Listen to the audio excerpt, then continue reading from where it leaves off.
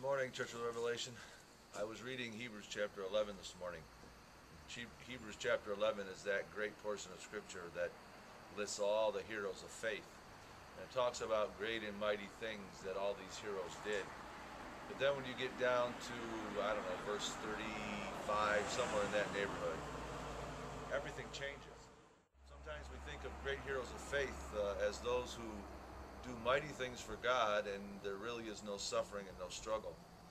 And I've been thinking about this quite a bit lately, that the will of God does not mean that life is perfect and there are no struggles. The will of God means that in the midst of whatever is happening, we still have His peace. I've come to this conclusion that we often attribute the will of God with some sort of victory. That when we're in the will of God, we live a life of victory. And I think that that's a problem because our definition of victory is inaccurate. I think our definition of victory needs to be, God, whatever you want in my life and whatever will bring you glory. There is great victory, that our life will bring God glory. The will of God is not always enjoyable. And frankly, I'm not sure that we have to really like the will of God. But where else do we want to be? Where else can we find His presence? Where else can we find His grace and His strength? And ultimately, life is all about bringing Him glory.